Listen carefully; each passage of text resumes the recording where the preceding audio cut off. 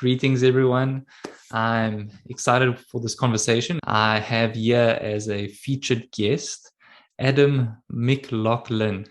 That's right. And we are going to be talking about recurring income for any web design business. A quick thanks to Editor X for partnering with me on the Freelancer X community. This community would not be possible without their backing. And for those who don't know about Editor X, it is my favorite web building platform. You can create amazing, intuitive, modern, highly effective websites with drag and drop and amazing other features. Check it out at editorx.com. Take what I say with a grain of salt, but I'm proof that it works. And I'm excited to jump into this topic. So in 2019, I completely changed my business model, and it has completely changed how business works, how business runs, and recurring income. I knew I wanted to build recurring income. So how I was doing it was I was building custom websites. And then after the client would pay for those upfront, I would sell them a monthly service package. So really for me, the goal was the monthly service package because I wanted to build that recurring income. So in 2019, I met the sales guy, and he was very focused on a specific industry. And I said, hey, how about you bring in new clients? I'll build the website. We'll do it on a template basis. We'll do a monthly service plan. We'll split the service plan halfway. So you make halfway for making the sale and keeping the client happy. You make recurring income. I make recurring income. And that changed my world. In the last 3 years, I've made like 3 or 4 times as much as I made in the first 8 years of business. We created a good, better, best template. And that good, better, best is kind of based on the client's price point, but also what they need. So like the good template's an 8-page, the better's a 9, the best is a 10. And then in the 10-page, if they want a blog, they can log in and do a blog and a few other feature things. So we really, really focus on RV parks, which number one helps us create a template that applies to everything. This template wouldn't work for dentists or lawyers or real estate agents, but we're not serving those industries. So now when you want to go make a sale or you need to make a cold call, you know exactly who you're calling. Pricing wise, I believe we're at 139. So 139 US is our good. I think our better is around 179 and our best is around 199. So really reasonable, $0 up front. And that is how we get the clients into a service package. So we encourage our clients to treat it like a utility. So this is like your insurance, your electric bill, your property taxes, and your website. And you have a website for the time that you need the service. And if you ever sell the park and you no longer need the service, you have no need for a website. So it's kind of like a lease agreement. They don't actually own the website. We own that. And they pay us a service package, and included in that is all of the everything. So your hosting, your email, your tech support, your changes, if they need an update to their rates or they put in a pool and they need new pictures put on their website, all those things are included up to, I believe it's 60 minutes a month is what we guarantee them. Most clients never use, they might use 10 minutes a month once a quarter. I've had this question quite a few times, okay? The question I get a lot is, how can you charge nothing upfront and just rely on a monthly income?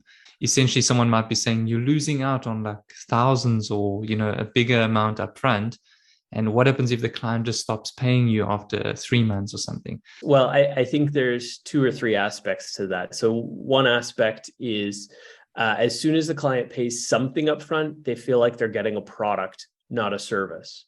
And so if they feel like they've paid for a product and the website is a product, then 3 months from now, they could choose another website designer who will do their monthly service for $23 instead of $149, because they feel like they bought a product and they can take that product to whoever they want. It's like if they bought a car, they can take it to whichever mechanic they would like. Versus if you rent a car, you take it back to the rental agency if there's a problem.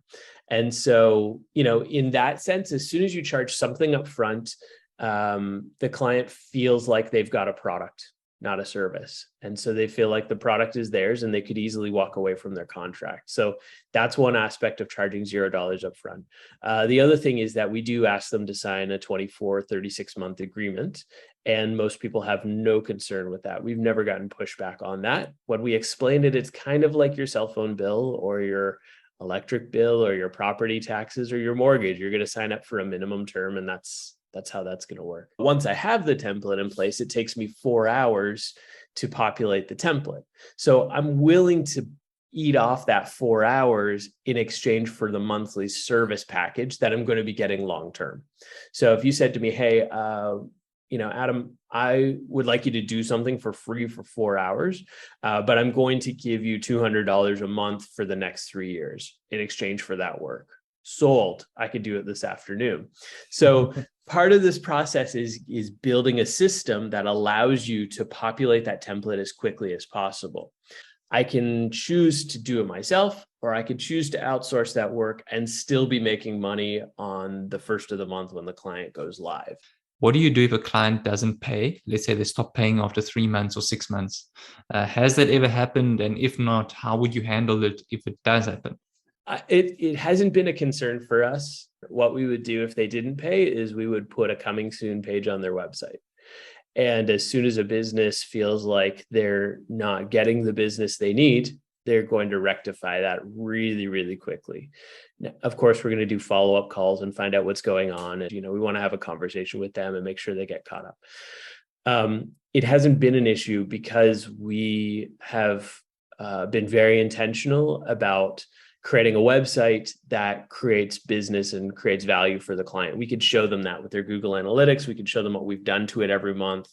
And we can show them the number of traffic, the traffic they're getting through their Google Analytics. And then, if their phone is ringing and people say, hey, I'm looking at your website, then they obviously know. And so that helps us create clear value to the client, which means that they're almost afraid to cut off that website. They want that service because it actually does generate traffic for them. Just in terms of wrapping up this idea, right? If we had to summarize, let's say, the benefits. So let's say someone's a bit doubtful or sort of on the fence about this. What do you say to them? How would you do like a final sort of pitch on like the benefits and pros and everything in terms of this business model?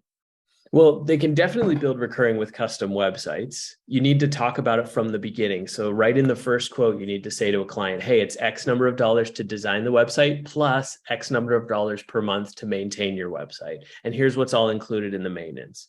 So you can build recurring revenue with custom websites. It's just a lot slower, right? It's not my model because you're still going to be for a long time basing the substantial amount of your income on that big upfront design cost. There is the clarity of not being on the hamster wheel of I have to design something this month to make budget. There is the clarity of who do I market to, because I am marketing to a specific industry who wants a service like this. Versus if you do custom work for anybody, anybody's your client, which is kind of great, but kind of a challenge. The other thing is that you're really clear on what they need. The templates get live quickly. Like if 1 month, I think it was January this year, my sales guy sold 11 websites. We got them all live in January. Wow. Show me that with custom work. Good luck.